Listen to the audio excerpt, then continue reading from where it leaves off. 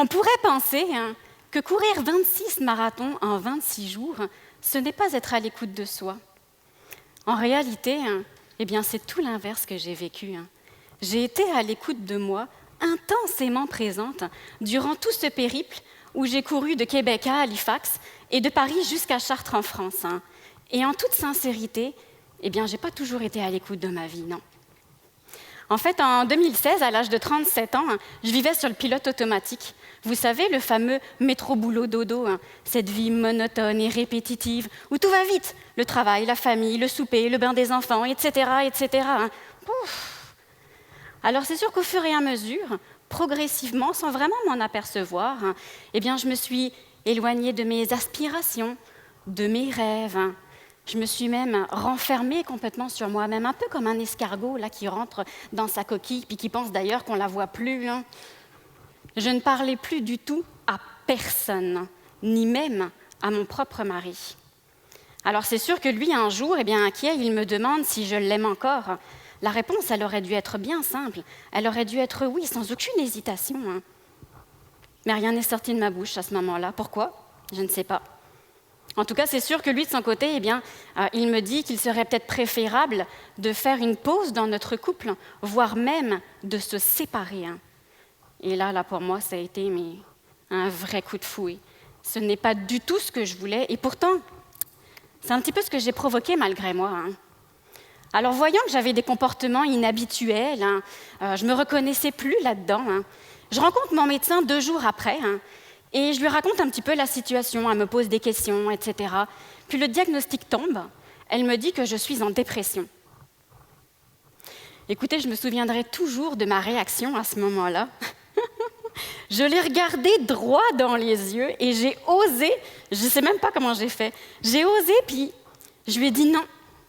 Je dis non, je ne pense pas. On est au mois de novembre, il y a un manque de luminosité. Je suis fatiguée, mais les gens en général sont plus fatigués au mois de novembre. Je pense que c'est plus là, le coup de blues du mois de novembre. Ça va passer, c'est sûr. Wow. J'étais complètement dans le déni. Alors c'est sûr qu'elle me fait repartir avec 2 ordonnances, mais il y a une ordonnance en particulier qui a retenu mon attention. Et en fait, c'était celle de marcher 30 minutes par jour. Au début, je me suis dit, elle me fait une blague, c'est sûr. Non, elle était vraiment sérieuse, la docteure. Elle voulait vraiment que je marche 30 minutes par jour. Alors moi, pensant que c'est facile, je lui dis, OK, pas de problème.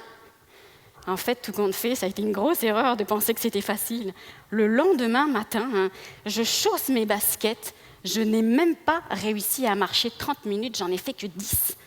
Et je me souviens, mais ça a été un vrai supplice. Je n'avais aucune motivation, j'avais juste envie de rentrer à la maison. Mais à force de persévérer, au fur et à mesure, j'ai réussi à marcher mes 30 minutes tous les jours. Et par la suite, j'ai recommencé la course à pied, qui est pour moi une passion. Alors c'est sûr que 2 ans plus tard, je suis au téléphone avec mon frère, qui lui compose avec une maladie du cerveau, la schizophrénie, donc depuis son adolescence. Et il me dit qu'il aspire à une vie heureuse, mais que c'est impossible. Et là, je me suis revue 2 ans auparavant penser et dire un peu la même chose. Puis j'étais en total désaccord avec lui. Je me suis dit, on ne peut pas dire que c'est impossible. Non, c'est pas vrai. Mais d'un autre côté, je n'avais pas particulièrement envie de lui dire ce qu'il devait faire ou de lui donner des conseils.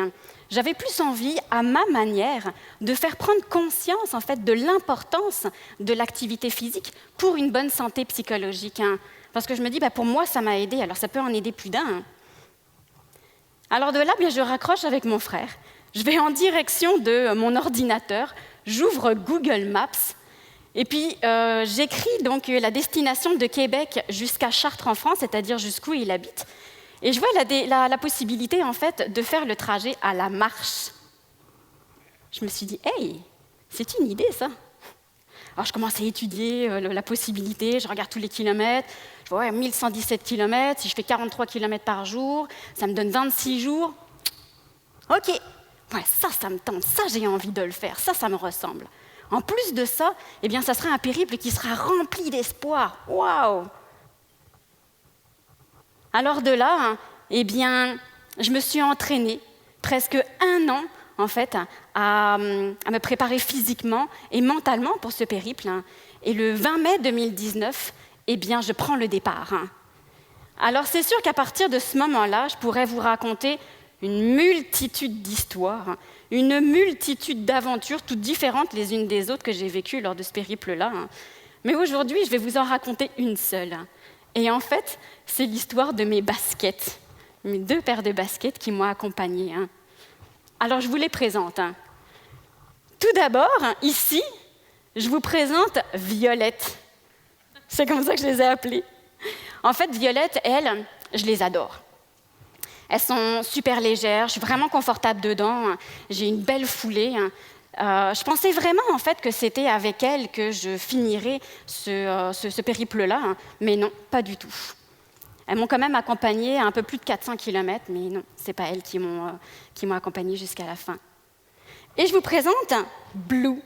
Blue, en fait, avant, je ne les aimais pas vraiment, ce n'était pas particulièrement mes préférées, elles sont plus lourdes, j'ai une foulée un petit peu moins dynamique, je tapais un peu plus du talon, mais bon, elles sont quand même confortables, je lui donne ça. Là. Et c'est avec elles, d'ailleurs, que j'ai fini, en fait, ce périple-là. Alors, je vous mets en contexte. Il est 8h30 du matin, j'entre dans le parc Kennedy Lakes, qui se situe entre Plaster Rock et Miramichi, au Nouveau-Brunswick, et j'entame le 11e marathon. Alors je me souviens, cette matinée-là, ça sentait bon dans la forêt, ça sentait les pins, et le paysage était vraiment magnifique. Il y avait un épais brouillard qui m'empêchait de voir au loin, un peu comme si c'était une journée mystérieuse là, qui s'annonçait à l'horizon. Alors, je chausse mes baskets préférées, bien sûr, je commence à courir, ça va bien, super. Puis arrivé au 7e kilomètre, je sens une gêne au pied droit. Alors, en fait, j'appelle mon accompagnateur qui m'attendait en voiture 4 km plus loin, puis je lui demande si c'est possible pour lui de venir me rejoindre. Je sentais j'avais vraiment un pressentiment. Vous savez, là, le pressentiment de devoir être à l'écoute, là, maintenant. Pas particulièrement dans 2 heures, pas dans 3 heures, ni même ce soir, maintenant. Alors, je prends le temps. J'enlève mes baskets et en fait, je m'aperçois que j'avais une belle grosse ampoule. Alors c'est sûr que avec l'humidité et tous ces kilomètres parcourus, en fait, ce qui s'est passé, c'est que mes pieds ont gonflé et j'étais devenue trop serrée en fait dans mes baskets. C'est là que j'ai compris rapidement que ma paire de baskets préférée, donc Violette, qui m'avait accompagnée quand même presque 430 km, il était temps pour elle de laisser la place à une autre paire de baskets qui était beaucoup plus adaptée à mes nouveaux pieds gonflés, c'est-à-dire Violette. Alors, imaginez si j'avais complètement ignoré en fait les signaux que mon corps m'avait envoyés. Imaginez si j'avais fini mon marathon avec ma paire de chaussures Violette, dans quel état auraient été mes pieds 36 km plus loin, pensez-vous En fait, trop longtemps. Mais trop longtemps, j'ai ignoré les signaux que mon corps et mon esprit m'envoyaient. Et je suis fière d'avoir été à l'écoute, d'avoir pris ce temps de m'arrêter pour pouvoir prendre soin de moi et mieux continuer d'avancer.